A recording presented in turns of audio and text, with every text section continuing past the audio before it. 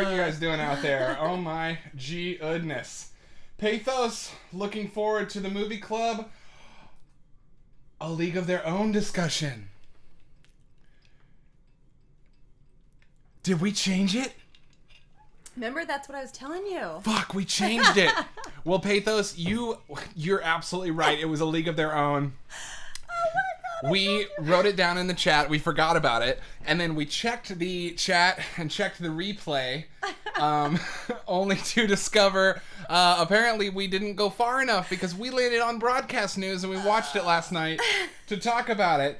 But you know what, Pathos? We're going to make it up to you. We're going to dedicate, first of all, some time for you tonight to talk about it. And second of all, we're going to absolutely make sure we watch it next week. Oh, I feel like such a bad host. The first thing we're doing with our night is disappointing our most loyal and consistent viewer. We love you, Pathos, so we're sorry to let you down tonight. Well, welcome to You Are In a Video Store, y'all. We just rushed into this because we both worked late today. And I gotta warn you up front, tonight's gonna be a short stream. For better or for worse, we want to watch the presidential debate tonight. I'm just gonna go ahead and say that in a world where it feels like power and evil and rules all are just thrown to the wind and anything can happen, I just need an hour of maybe seeing someone make Donald Trump look stupid on TV. I think I just need it, even if I don't know if it'll help or not. So we are going to watch that, and that is 8 p.m. Central Time. It is now 7 p.m. for us Central Time, meaning that we're only going to stream for an hour. I know, kind of a faux pas. Yeah, it's going to be short. It's going to be short. Normally we try to go for 3 to 4 hours. I think our shortest so far was like 2.5. So apologies that we're cutting it short tonight. It is a baby night. But, you know, maybe if no one else hops on the stream, we'll come back and do another short one or a long one tomorrow, make up for it. Or we'll just do a super... We're about to be in October. Trust us, there's plenty of content coming. Thank you for being here. You are watching You Are In a Video Store, a digital video store space for you to hang out while you miss talking about movies with people face-to-face during a pandemic. I am your host, Protextor, and a clerk here at the video store. And I'm Protextor's co-host, Stephanie. Hello, hello. You're more than just Protextor's co-host. You're a host. Okay, well, at this point, I suppose I am a host, a.k.a. a video store employee. There you go. Nice Buffy shirt. Thank you. Somebody got it for me for my birthday. I know. Yeah, Pathos, I agree. That's like Pathos said, I hope that Trump makes a fool out of himself on national television. I mean, me too. Fingers crossed. Even if his base isn't going to blink twice, no matter what, he could throw a puppy, in a well, and people would, we don't need to go into it. Even if no one's mind has changed, I'd like to think that maybe some old white people in the Midwest might at least change their mind enough that they will secretly vote for Biden in the booth. Even if somebody goes, huh. Yeah. Even if somebody goes, huh, tonight, who's never gone, huh, before. Even if they tell all their friends they're Trump all the way, as long as maybe a few minds are changed. Anyway, fingers crossed. But, for now, let's ignore the national tragedy that is our lives living in this country day to day. And let's jump into the stream. We are starting light tonight. But we have I want to wait for a few more viewers before we get to the kind of pièce de résistance of tonight's stream. But I will preview it for those of you who are here. Now for weeks, I want to say 5-6 weeks. Long time. Weeks. Man, I'm the burpee host. I'm like, you can't give Adam. I need a cocktail, when I do this. So for weeks, I have been talking about how the Arrow Video Gamera box set was coming in the. Look at how huge this thing is. Yeah. That this was coming in the mail, and guess what? The original seller kind of screwed me over. They sold it to me for a really good price. I think decided it was too good of a price, and canceled it without me knowing. Whoopsie-daisy. So, whoopsie. I did have to pay about $50 more to get this, but fuck it. I was waiting for it for so long. Y'all, if I had a penny for every time Adam said Gamera in the last month and a half, I probably could have paid for this box set. Will you pay for it? Okay. Will you pay for it? Because I am overdrawn. Oh, that's a no. But seriously, once we get to new arrivals, we will bust that out. I'm glad you love some kaiju as well, Pathos. Of course. can't do without the Criterion Spine number 1000 Godzilla set. Now, one warning again on this one for collectors, and I think you can kind of see, it slips. The discs slide through here, and it can some of the glue that's holding it together gets on the back of the discs. I had to really go to town cleaning these up. So it's also got a nice soft cover, which makes dusting it impossible. So a few things I would have changed about Criterion's approach to this. Beautiful set. Very cool. Looks very cool, and it's going to be BFFs with, movies about big monsters deserve big box sets. Yeah, and if you want to check out on YouTube, I do have an ASMR with that Criterion Godzilla set. Yes. As well. And I do say, so soft, because it is indeed so soft. Sorry, you go ahead. Soft. Nice, right? I feel like I'm your pimp. You like her? You like her? Sorry.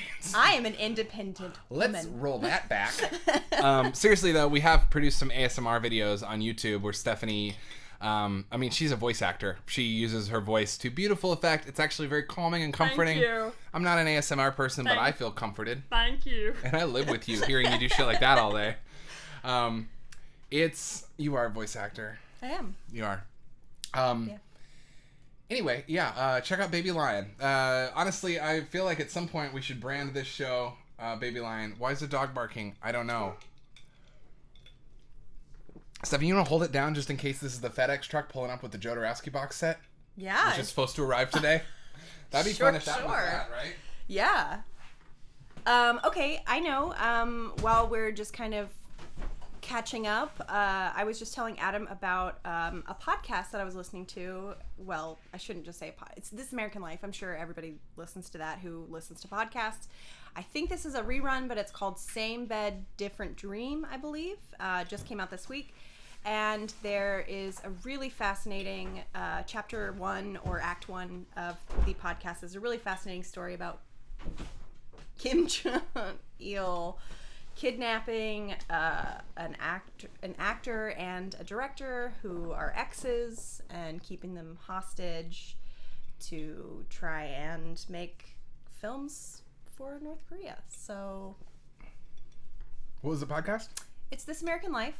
The episode is called Same Bed, Different Dreams, and it's Act 1. Cool. And that is not our secret way of trying to tell you that we're being held prisoner and forced to do this video store stream by our co-conspirators at UltraLoop. Help us. But speaking of which, you are tuned into UltraLoop. This is a channel run by us, Alon Rachowski, Colt Joyce, Kenna Benefield, and Keelan Haynes. You're going to see a lot more of Kenna in October. Yep. It's going to be the triumphant return of him. We all love us some Kenna. Welcome to our new viewer, and I agree, Pathos, we do need to have you do some ASMR with the corny hillbilly accent. Oh, yeah. Try doing a corny ASMR whisper. Pathos, what should I say? Vineet said he's calling the police. Ooh. I can see... to let us go. That's my favorite moment from Ren and Stimpy. Just look up Ren and Stimpy call the police. It's the best. It's the best. Googie. Give it a goog. Give it a goog. Googie. Okay. Why don't you just say, I can see the prison spears hidden behind the pile of DVD overlay. You're fooling nobody. I can see the prison spears hidden in the something overlay. You ain't fooling nobody. Wow. I couldn't remember the whole sentence. Great actor, terrible memorizer. Yeah. Just let her improvise. Cool. Well, like we've said, tonight's going to be a really short show, so let's get right into it. You're watching UltraLoop. We're your host. You're in a video store. Now, every week we typically start off with a discussion. I wish we could do that. That was the doorbell. Yeah. Every week we traditionally start off with a discussion of the things we've watched. We can definitely get into that a little bit. What did we watch this week? I want to know. We had a slower week. What did y'all watch this week? Yeah. I'm going to look at the list. Sound up on the chat. Tell us what you watched this week. For those of you who are just joining us who maybe were anticipating a discussion about A League of Their Own, we did a whoopsie-doozle. And Adam, how do we... Oh, I'll tell you, but Pathos says his favorite Ren and Stimpy moment is the anthem of the Canadian Kilted Yaxman. I mean, obviously. Vineet is here and Nathan is here. Watch out, Wedge. Oh, wonderful. Vineet wanted you to recite the opening of SpongeBob in your hillbilly ASMR voice. Oh, right. But real quick for Nathan and Vineet joining us, this is going to be less than an hour stream. Bit unconventional. We usually try to go for 3 or 4. Yeah. We're going to try and hit all the notes, but we want to watch the debate. Sorry. That's what it is. We're just anxious about We're it. just anxious. We're a little nervous. So we're going to watch the debate at 8 Central. But what we're going to do in the meantime is talk about what we watched, do some unboxings. The Gamera box set did arrive. We're going to open it up. It's still in its shrink wrap. I have been waiting all day to open it up. Neither of us have seen what's inside. Yep. And then we're going to do Movie Club, which Stephanie alluded to. We fucked up. We forgot about League of Their Own. What? I'm going to, own this. You also had the ability to go through the Twitch and rewatch it. Well, that's true. I did say that I thought you switched it, and then... But I did. I switched it twice. Well... You were right about the switch, but we both forgot. So, yeah, we can co-own this one, Stephanie. Okay. Anyway, we thought it was broadcast news, which we watched. Did. I will own that I was behind on the Instagram post and Twitter post about it, which if I had done earlier, one of you may have called me out and said, it's a League of Their Own. We feel bad. We're going to watch A League of Their Own this week, but we watched broadcast news because I rewound the chat and it looked like that's what we had picked. But as you said, we switched it. Mm-hmm. Whoopsie. So Pathos watched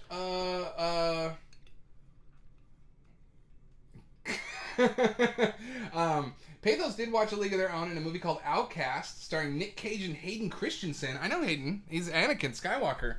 I know Hayden. I know Hayden. We went to school together. We went to school in Coruscant. So, Pathos, A League of Their Own. Was it your first time watching A League of Their Own? Oh, and by the way, if you're just tuning in, quick note, you're in a video store, so feel free to interrupt us at any point if you want a recommendation, you want to talk about something you watched. Feel free to be that customer who comes up to the counter and just says what you got. Please. Otherwise, we run a pretty casual ship of trying to play with the chat and hit our own beats. So, with that in mind, the Instagram said it was broadcast news. That's correct, Vineet, because I checked. We were in the kitchen. I said, what's our movie? Steph said, I don't know, but you switched it. We watched the chat. I switched it once. We didn't watch any further. If we had, we would have known that I switched it twice. Yeah. So we stuck to broadcast news, and that's what I grammed. Which what we watched. Also happy to watch. Also happy to talk about League of Their Own.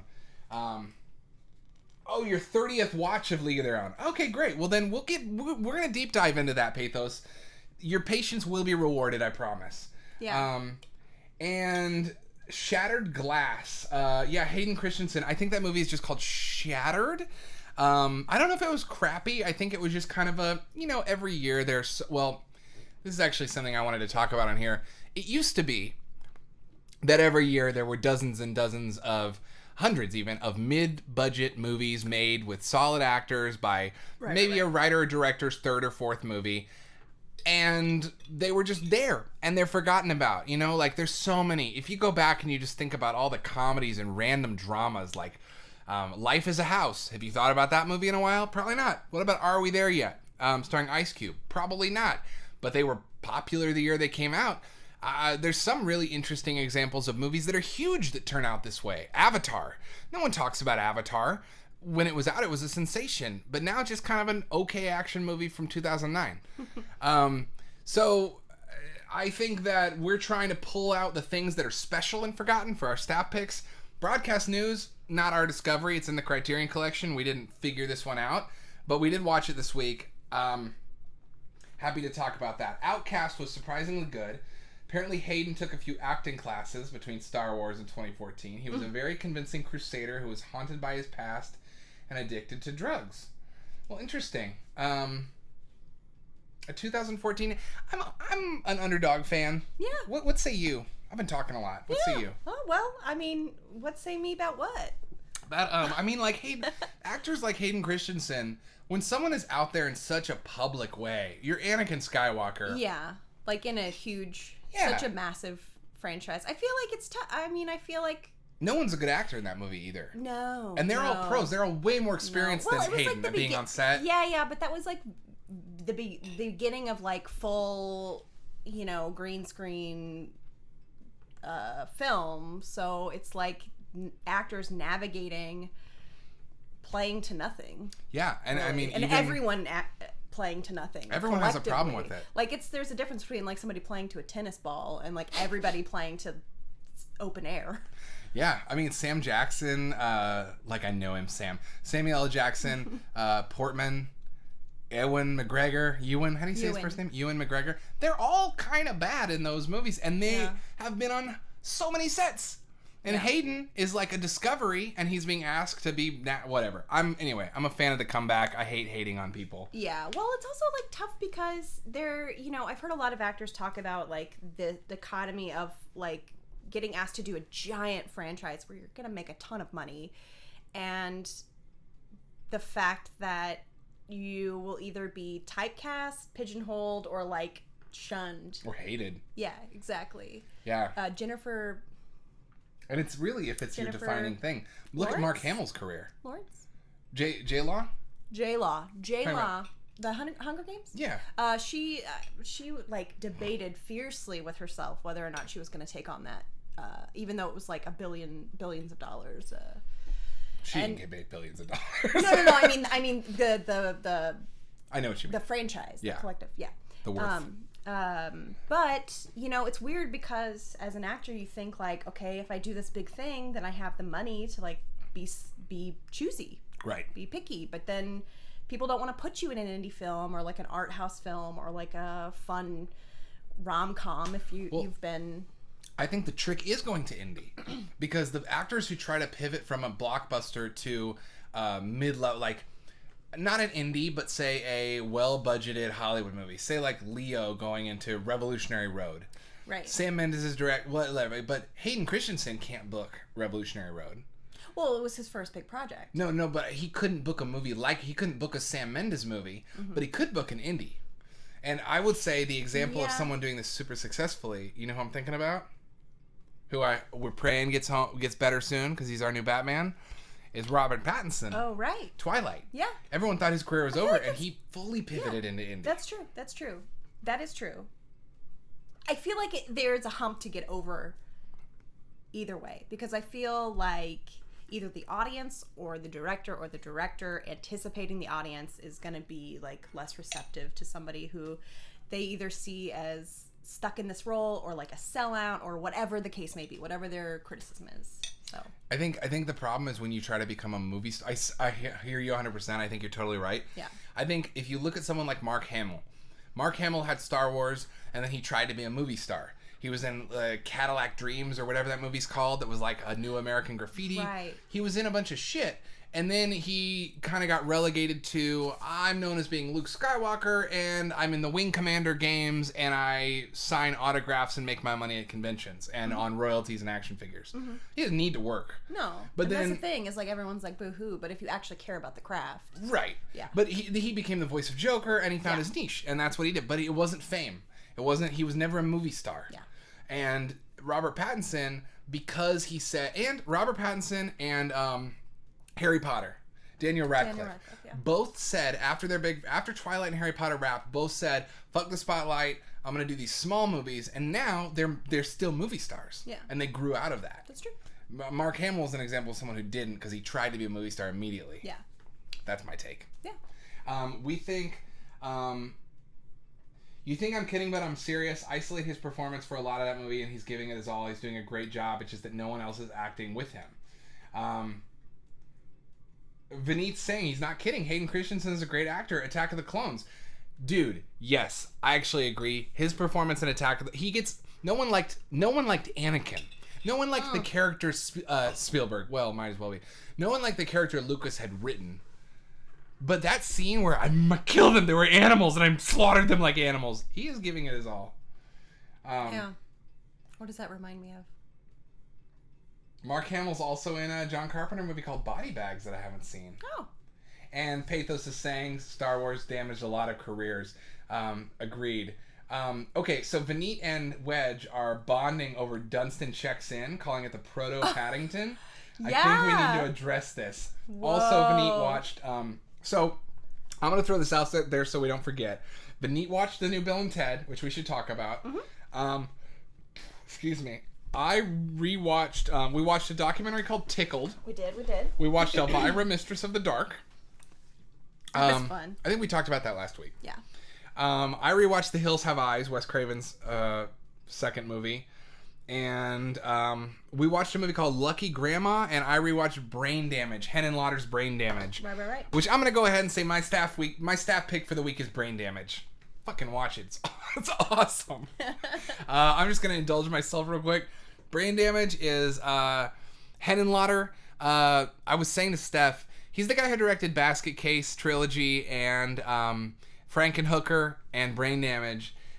And his movies all operate in this weird space where they're very violent, gross, slimy, and degenerate, while also being super tongue-in-cheek and funny, while also being legitimately horrifying, while also being totally not serious at all, while also being pretty good metaphors for things we go through.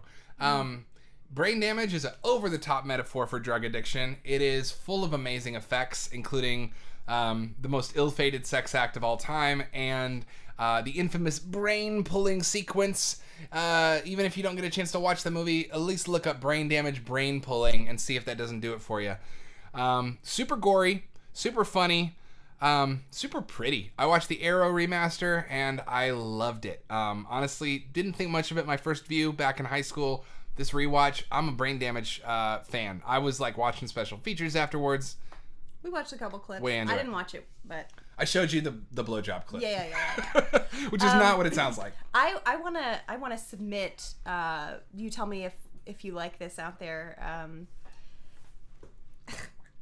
And don't take this the wrong way. I want to submit Adam's word of the week. Because I live with Adam. Oh man. I'm gonna suggest that every week I come to you and let you know what word Adam can't get out of his mouth. So for the last 6 weeks, it's been Gamera, I would say. I think this week, it's probably got to be Frankenhooker. Frankenhooker! I don't know. You haven't even seen it. I've never seen Frankenhooker. I just love the director and I want to buy it. I'm running out of appendages to count the number of times you've said Frankenhooker Bing, this bing, week. bing, bing, bing. I'm going to order Frankenhooker tonight and watch it tomorrow. That's how serious I am. Well, thank you. I actually love that segment. As long as it's not too, No, it's just like what's the word of the day? What's the word of the week? Hamill is good at characters that lose their minds, and he nailed it in Body Bags. I mean, he is. That's why he's the best Joker. Heath, we always will. This isn't the kind of movie program where we talk about who the best Joker is. It's not that show. Go to Screen Junkies. We respect Screen Junkies. We're not that show. All the Jokers are equally valid in our eyes, and fuck off. Let's see. Vineet started watching Bad Taste, but couldn't really pay attention to it. That's Peter Jackson's first movie. I have a Bad Taste shirt I've worn on the program before. Yeah. That my homie Jason hooked me up with.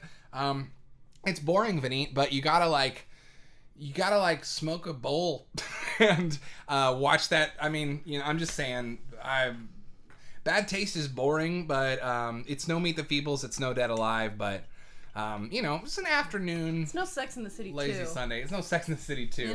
I think it's Sex in the City, the movie, too. It's such a bad movie. Pathos says, Stephanie submits for the approval of the Midnight Society, Frankenhooker. By the way, if you ever want to do that in real life, Flower will do it. And we used to have a tradition, Vineet knows this, of on Thanksgiving saying what we were grateful for and tossing a handful of flour into a bonfire. It is what they used on the show, I'm pretty sure, and it's a nice feeling. Yeah. So, Steph, we watched... never seen Dunstan Checks In. I'm a big fan of monkey movies from the 90s. Yeah, it's Thora Birch and... That's Monkey Trouble. Oh, wait, what is Dunstan Checks In? Dunstan Checks In is the same chimp, I think, from MVP Most Valuable Primate, the hockey chimp movie.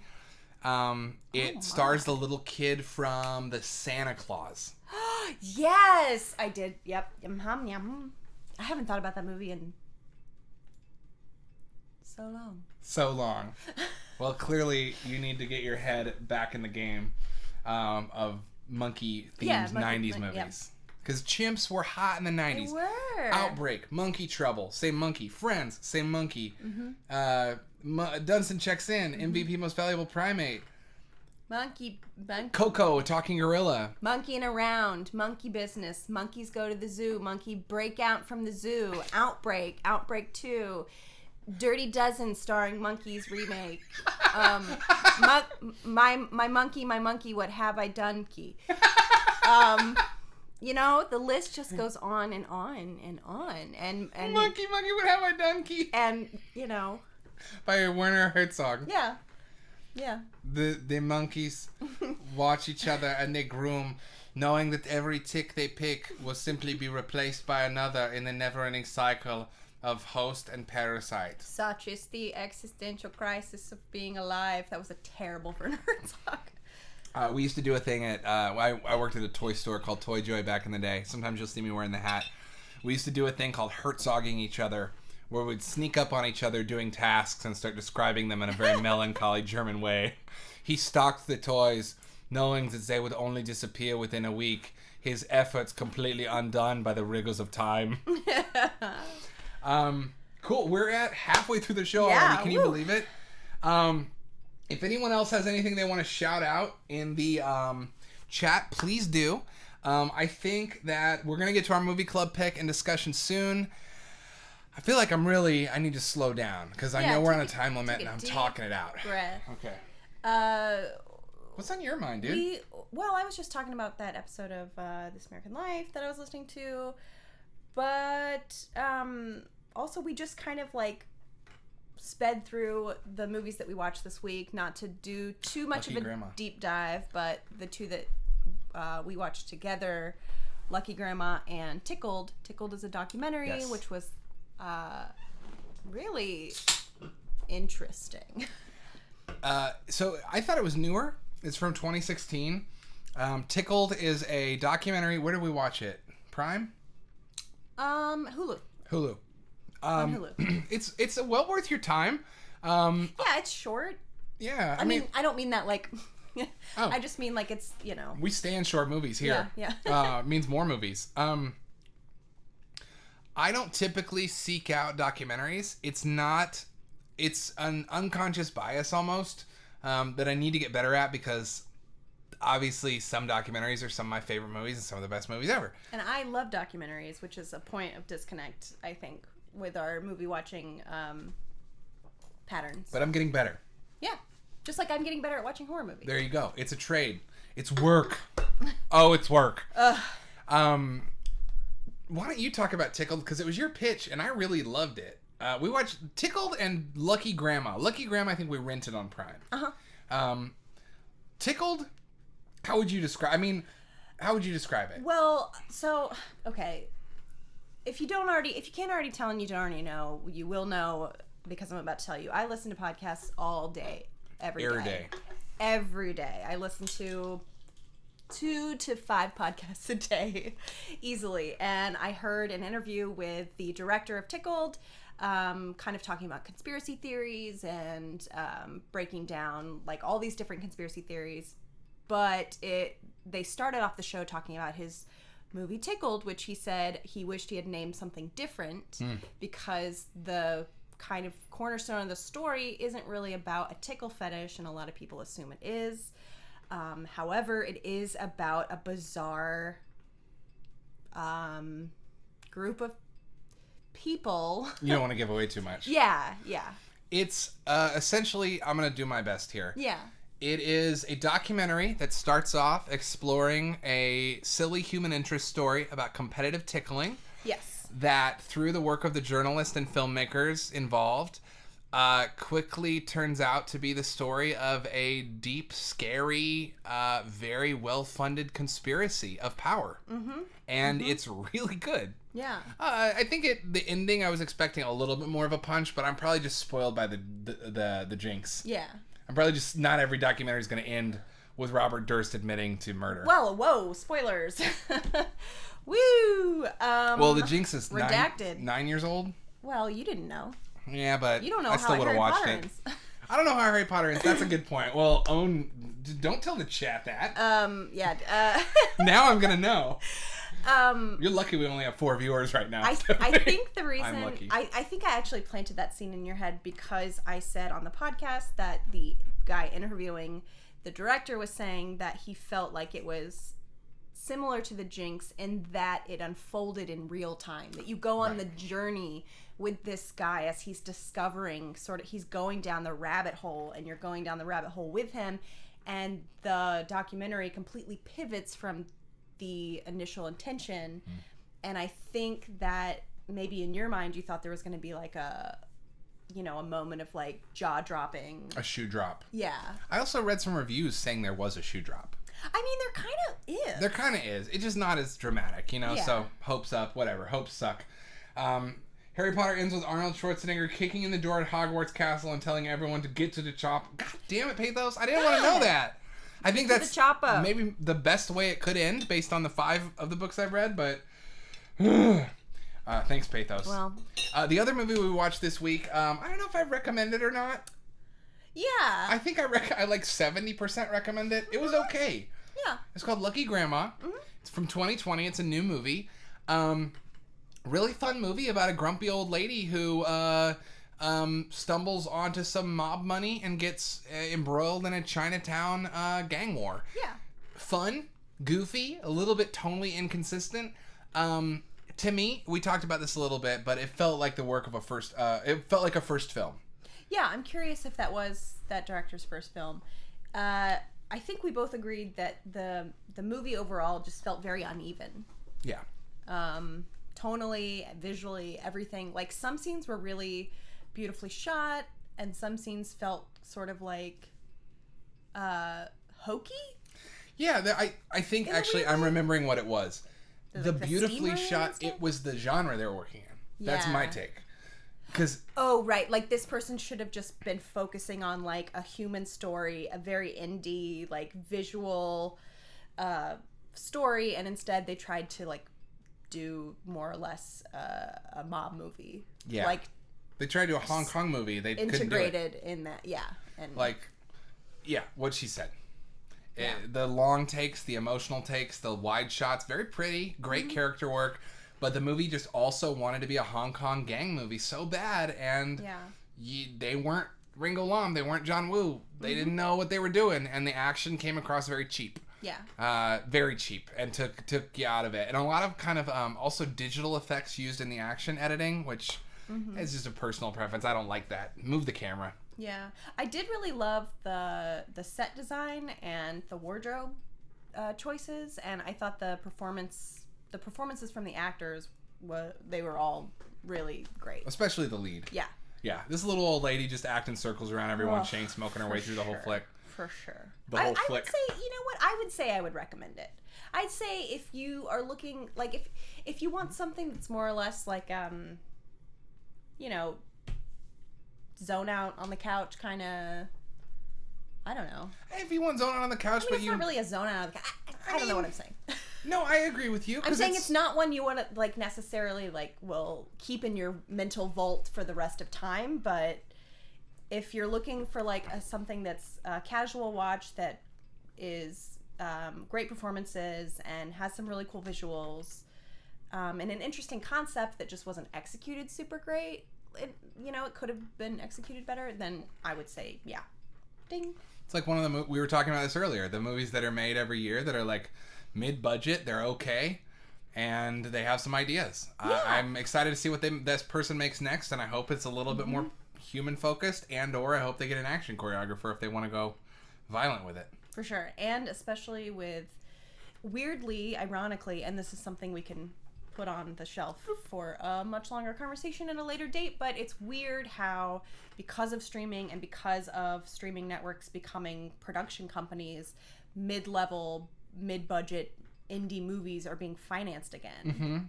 And we're seeing a lot more of those being financed, and that's just not by studios. I guess the studios are new now.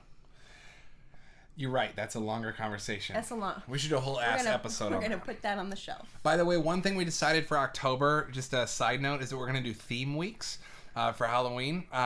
One of those weeks is gonna be a werewolf week. That's the only one I know of already. So keep that in mind. I think we should do a vampire. A Vampire Week. Yes, a Vampire Week. Vampire. Well, it just so happens that that's where those are. Just vampire boobs. Write it down. We're selling that idea. The Wailing, K-horror. Great job, nerds, of saying The Wailing. Now, Vineet, I know you've been watching a lot. Bumbling, good-hearted lead actor being put into horrific situations that lends itself towards powerful emotional impact. What is it about that? I'm also a fan of the every person thrust into something awful. It's relatability, honestly. I think that's what it is. I think it's also like everyone has those dreams where it's like, oopsie, I murdered someone. What? Yeah. How did that happen?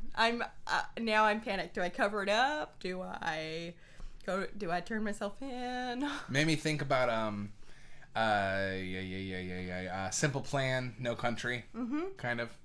Which I'll always rep Simple Plan. Vampire the Masquerade movie. I'm gonna have to look up this Vampire Week. I don't know, y'all. All I know is I think it's time for new arrivals. How you feeling? I'm feeling good. Okay, we'll do that, and then we're gonna come back talk about our movie of the week, which was different than what you thought it was. But for now, new arrivals, baby. Okay, the moment No. some of us have been waiting for. As always, trying to do 3 new arrivals per week. So we're going to start small. We're going to work up to the big one, and that's the one we're going to take some time on. Does They Live fit into that category? I would say absolutely. I think several conspiracy theory movies fit into that. Marathon Man, 3 Days of the Condor, Parallax View, Clute. Clute is so good. Clute is masterpiece, okay? They Live for sure in that territory. Honestly, that's a dream of mine, is to make one of those movies. I have a script I'm not going to tell you about. Let's do the new arrivals. First up on the new arrivals is some more VHS arrivals from the VHS Collectors group I'm in on Facebook. However, this is a bootleg group, and I'm really excited because these aren't available in the States. So I'm going to watch some VHS bootlegs. The first one is called Evil Cat. This is a Chinese action horror movie. Let me read you the description of Evil Cat. A family has been fending with the evil cat for 8 generations. This time, evil cat regenerates and possesses a tycoon's body. Severe fights start in order to eliminate the evil cat. I'm really excited about the severe fights. Straight up, just a bootleg copy. This is like back in the day, man. Just Paula says Abdul. Evil Cat. Paula Abdul, straight up. They also sent me, so the guy who made this bootleg for me forgot about it. And I reminded him, no shade, it happens. Super nice dude. I was like, hey, did you remember about that bootleg? And he was like, oh shit, I'm sorry, dude. Let me send you something else. So I was like, what do you like? And I said, I always am down to watch J-horror and Chinese horror that might not have a good release here. So he made me this tape of 5 different horror movies. Now, a few of these I've seen. A few of these are my favorites. Tetsuo the Iron Man and Hausu are 2 that I own. But Meatball Machine, that's new to me. 964 Pinocchio, that's new to me. I don't know anything about that. And then the last one is called Uzumaki. Now, if you Google Uzumaki, you'll find some horrifying imagery. It is a manga based on spirals that Uzumaki, Uzumaki. It's a Japanese horror manga. It was adapted into a movie in 2000, but it's really, really unnerving. So I'm really excited to watch it. Yeah. Pathos knows. Says, ooh, Uzumaki. Yeah. Nice. It looks rad. Junji Ito. Maybe Junji Ito did make it. I actually don't know. I didn't realize it was a movie, actually. So I'm going to fast forward through the Hausu on here and probably get to Uzumaki ASAP. I Googled them to see if they had proper region releases, but they don't. So until someone decides to put them out, I'm going to ride this bootleg VHS train. The second new arrival of the week is the Looney Tunes Gold Collection. I've been wanting this for a really long time. You can find this currently on eBay for about $45. I think that it is well worth that price. It used to be much, much more than that, and as soon as I saw that it was that low for a new price, I jumped on it. 375 Looney Tunes shorts, 36 hours of Looney Tunes. But it's not just that. Now, these were originally released as single DVDs back in the day. They were about $30 or $40 each. That's how I'm telling you this is a really good deal. Because when these came out, they were expensive. And that's why I never bought any of them. So I guess, there's a lesson there. Patience is a virtue. Those who wait are rewarded. So each of these discs has 400 minutes of content on it, and they're all separated by theme. So the first one in the set is main characters. 20 Bugs Bunny cartoons, 20 Donald Duck cartoons. I'm sorry, Daffy Duck. I'm so sorry. Oh, wow. 20 Porky cartoons, etc. I know. Canceled. I don't need to go through all of them, but each set has a different theme. The last one is the one I'm really excited about. These are the World War II propaganda cartoons that Warner Brothers made using the Looney Tunes characters. Always a fascinating piece of cultural relic. And anytime we're looking at old cartoons, what are the words we love to see on the back? We love to see, this is intended for the adult collector, may not be suitable for children. Yeah. Which it says. I watched these as children. You probably did too. The reason that I look for that is because Looney Tunes in particular and a few other cartoons, when ported to home video, were censored. But if you're trying to be an archivist, you want to get this set because it's going to have the uncut, uncensored, original theatrical shorts. And for those of you who might not know this, who may have just grown up with Looney Tunes on Nickelodeon, Looney Tunes was originally Warner Brothers pre-movie show. You'd go to a Warner Brothers movie in theater, you'd see a 10-minute Looney Tunes cartoon, a newsreel, and then the movie would begin. So, really excited. Looney Tunes truly are a piece of cinematic history. Yeah, and hey, y'all, drop your favorite Looney Tune in the chat, huh? Yeah, who's your favorite Looney Tune character? Okay. Well, we've arrived. We've arrived at the final piece. Here we go. Which we gotta get through. Time's through. wasting. Here we go, y'all. We're gonna unbox Gamera. Maybe I'll try and make a highlight out of this later. I don't know if it's Gamera or Gamera. I probably need to look that up or watch some of the movies. This was a blind buy for me. I'm a huge kaiju fan. I'm a huge Godzilla fan. Vanit knows this. But I'd never seen Gamera. I have a tape of Gamera that I got for $1 way back in the day. That's all I've ever seen of him. So this is the Arrow box set. Went out of print right after being released. The original hero in a half shell returns. So already we're off to something bold here. Wow. Let's go ahead and unwrap this bad boy. Yeah. All right. So it came with a little tear in here, so we're just going to work with that. Oh. Shrink wrap's off, my friends. Oh. Oh. And fun little collector's fact, this little bad boy is called a J card. You can probably see why. Mm-hmm. I generally throw these away. Some people are like, it comes with the J card and it's a mark of collectors. If it fits in there, I'll slide it in. If not, it's really designed for browsing in the store and nothing more. Let's throw this down.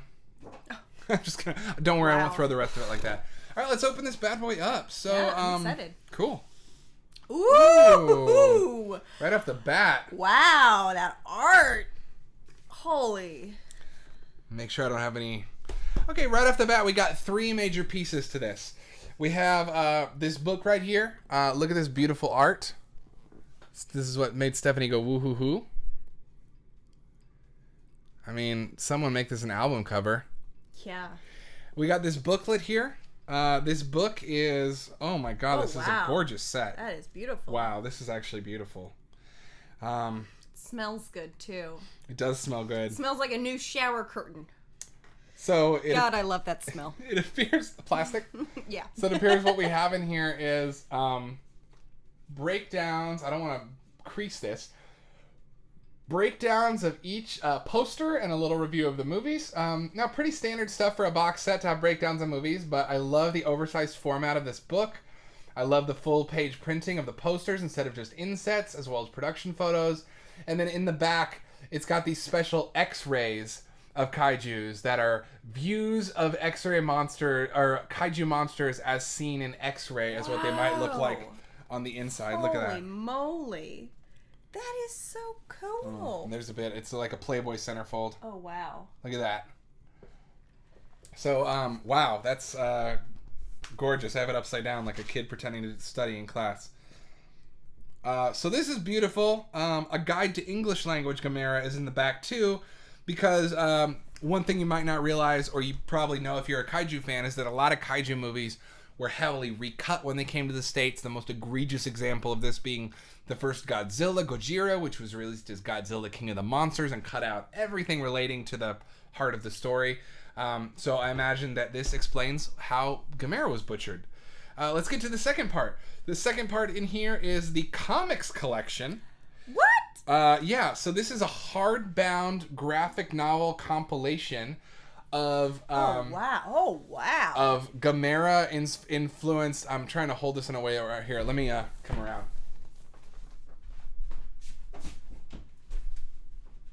So look at these comics. How to Train Your Dragon 5. How to Train Your Dragon 5. From the looks of the illustrations here, these look like 90s comics. I'm really excited to learn more about the history of Gamera. But again, here is a little breakdown of what's included on the back. Gamera, Guardian of the Universe. And let's look at the publication date, which I imagine is in the front here. So, the comics collection, these are Dark Horse comics from 1995. Cool. So cool. I didn't even realize that Dark Horse had licensed out Gamera in the 90s. Me neither. And then finally, what are we here for? The movies themselves.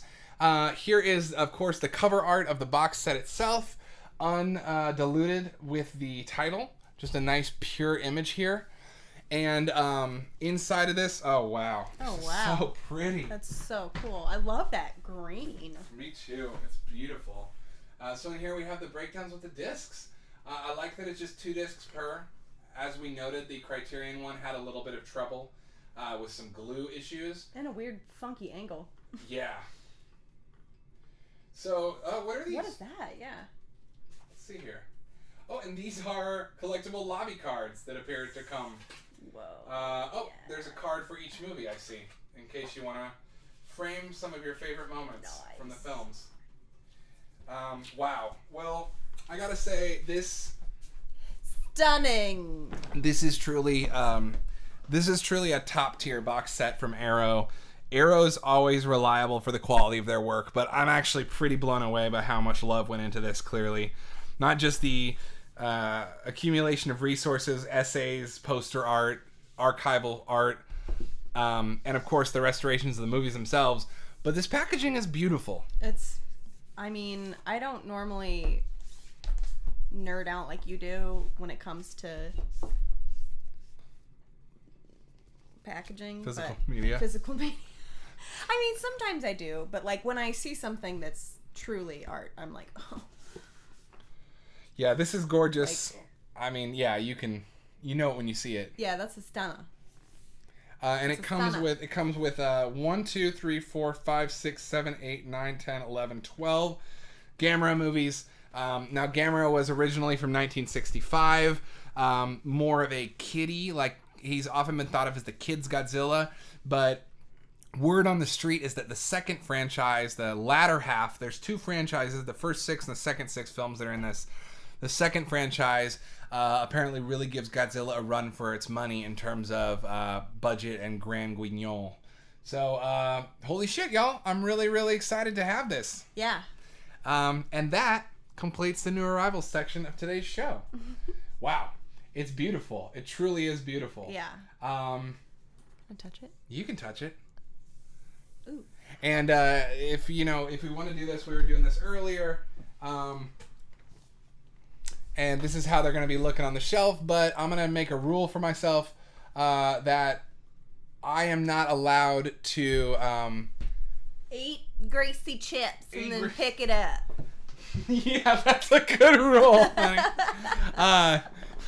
No, I'm going to make a rule for myself that this bad boy doesn't get to go on the shelf until I've watched all 12 movies that are in it. That is the rule I made for myself with Godzilla, and that is how I watched all the Godzilla movies in such a short amount of time. And that is how I binged 5 seasons of House Hunters International. Didn't allow them to leave your Hulu queue until you're finished.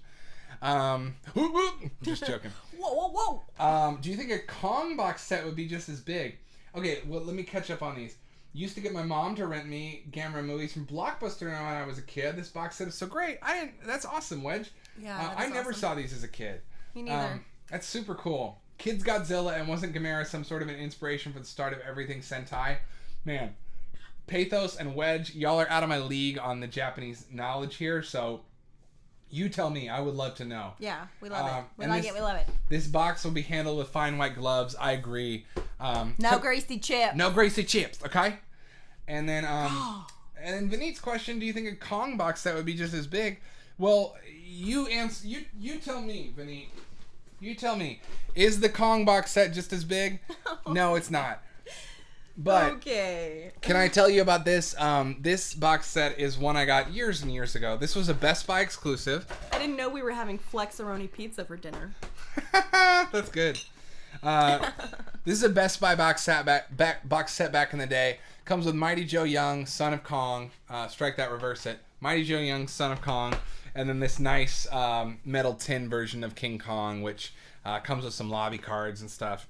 King Kong is one of the best films ever made. One of my favorite films. I think that if there were to be a Kong box set, it would inevitably include these three films. Probably Kong from the 70s with, who is that? Warren Beatty? I think Warren Beatty's in it. Kong from the 70s. Godzilla vs. Kong, which is actually the rights to which are owned by Universal, so it's in the Criterion set, but you have to go to the special features disc to watch the original because Universal's weird. And Peter Jackson's Kong, but I'm not sure if there was much other content that happened. Oh, no. Not officially, at least. Now, if you want to put together a bootleg monkey box set of all the great monkey films of all time, I will pay you for it. And I will proudly shelve it in the house. Monkeys go to New York. My monkey, what have you, donkey? Okay, so Sentai was Power Rangers fighting oversized monsters. That actually makes a lot of sense that Gamera would have fed into that because the original Godzilla movies were a bit more directed at adults, and it wasn't until Son of Godzilla or is it Destroy All Monsters or All Monsters Attack? I think All Monsters Attack is the kids one. So Son of Godzilla and All Monsters Attack are kids movies. That would have been in the 70s. Gamera would have been 65. And that would have led into Ultraman, and I didn't realize Power Rangers was a show called Sentai. So I think you're probably right. It all blends together at some point, but I would guess that Gamera knocking off Godzilla for a younger audience did help set the stage. But I'm excited to know that Gamera is much more than a knockoff. He's a big old turtle with powers. He's kind of cute. You know how we feel about strong turtles in this home, okay? Okay, well, damn, we got less than 10 minutes left in our stream. Well, yeah, here's my question. Okay. I just want to know, did anyone watch broadcast news? I feel like I've talked enough that you should just take the last 10 minutes of the stream to yourself. What do you mean by that? I mean, I've talked so much during the stream that it's I'm true. like... But I had a lot to say, let's be honest. Don't you always? I was going to say, like, if everyone watched A League of Their Own and we watched broadcast news, should we talk about broadcast news? What do y'all think? Did you watch Yeah. broadcast news or not? Did you just watch broadcast news? Did you watch it or not? Because I... Love you, Vinny. Bye-bye. Bye. As Robert Durst would say, bye-bye. Bye-bye. Did anyone watch broadcast news? Blink, blink, blink, blink, blink, blink. Blink. Well, my soft pitch was going to be that we have a double movie club. A double movie club. So next week we talk about League of Their Own. I want the movie club pick for next week to be a horror movie. We're going to be in October by then. All right. Sorry. I mean... We can still dedicate time to talking about broadcast news. Yeah. Because we're going to make it up. And A League of Their Own. We can have we'll go for a long amount of time next week. Yeah. We're only cutting tonight early for special reasons. Yeah. I just feel like I want to watch A League of Their Own. I want to rewatch it before we do a little chitty chat. We fucked up. So Nathan and Pathos both watched A League of Their Own. Sorry. Yeah. We suck. We'll watch it for next week, but we'd love to hear your thoughts in the chat. And while y'all, if you want to share those, please do. If not, we'll be back next week, and we promise we'll watch it and talk about it. Also going to get into horror stuff next week. So I'm going to go ahead and make the movie club pick something horrific, but that ties into baseball, broadcast news, TV. In the meantime, A League of Their Own, we'd love to hear your thoughts. And we'll talk about both of them. Do you have any thoughts on any of this that you want to share? Or your staff pick for the week? We're just spitballing. My staff pick for the week was going to be network. But that was when our movie club, I thought it was broadcast news. But, still stands. Why not? Why not? Why the hell not? Why the heck not? I'm mad as hell and I'm not going to take it anymore. Oh, hey. I love that little guy. Me too. Makes me so happy. He's cute. I think I know what I want the movie club pick to be. If we can find it. What do you think of this? Yeah. Because it's TV, right? Mm-hmm. Ooh! Drag Me to Hell. We could make that our movie club pick. A League of Their Own was good. I've heard it's so good. How was Rosie in it? How was Madonna in it? I want to see it. I haven't seen that movie since high school, and I know I look like a baby. I know I look so young and fresh-faced, but that was like 20 years ago. Wow. So I'm going to need a hot and fresh out the oven rewatch. Pathos has their favorite quote. It's supposed to be hard. If it wasn't hard, everyone would do it. The hard is what makes it great. Yeah, and these, League of Their Own and broadcast news, they're a lot of thematic. Okay, I'm gonna go ahead and say movies to watch. Let's say movie club rollover. Oopsie daisy. Oh, Abby says she cried 5 times watching it. I love that. I love when movies can make me cry. Me too. And Vinny watched it too. Just watched it. It was good. Tom Hanks is kind of unhinged. Delightful curmudgeon, says Abby, who's there with Nathan. I love that. Okay, so we clearly need to watch that.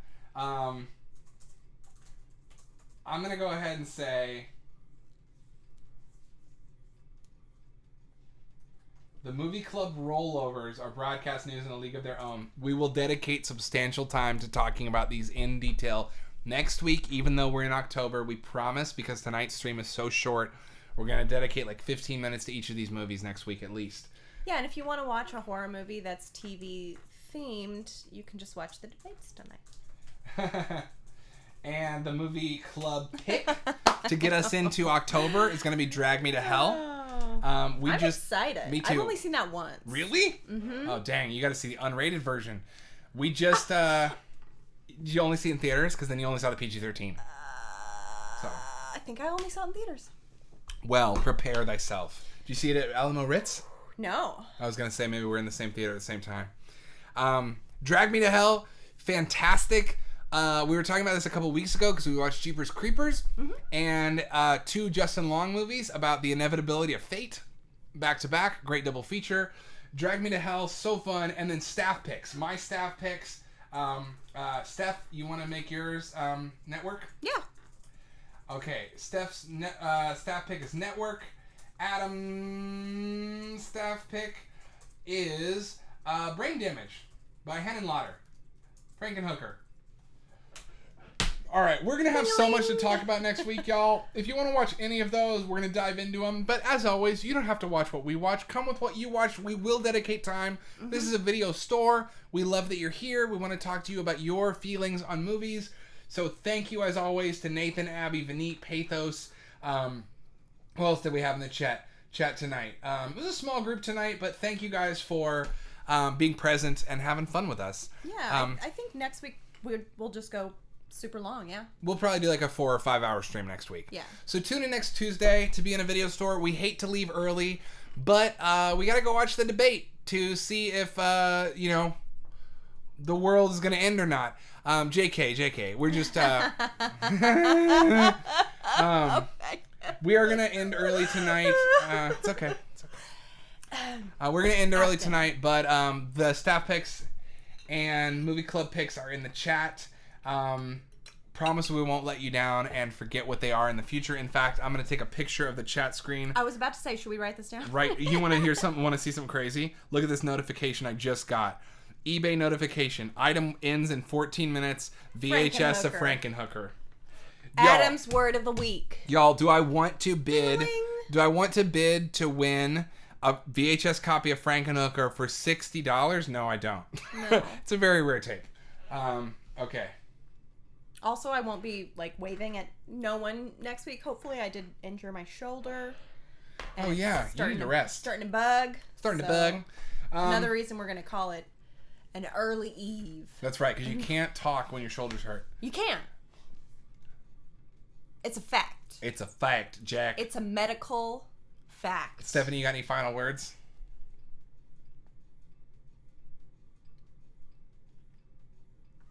No. Okay.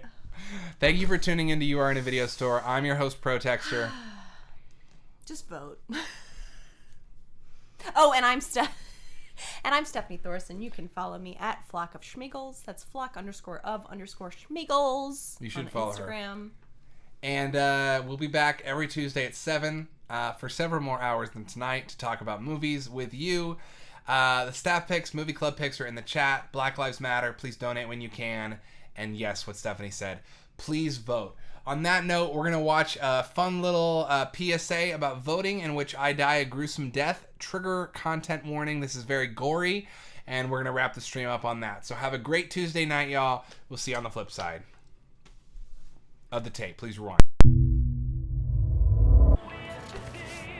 You know what's the best? Sandwiches! And now I'd like to welcome our new President of the United States of America. Did you vote? No. You? No. Who cares, right? I'd rather eat sandwiches. Yeah! Ladies and gentlemen, Gorgar!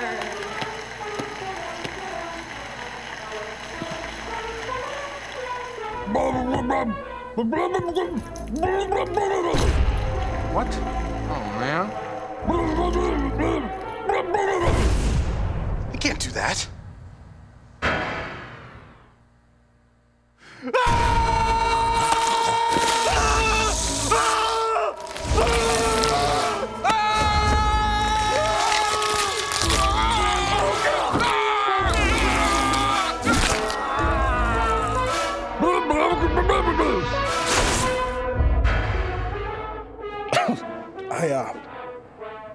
I think we should have voted.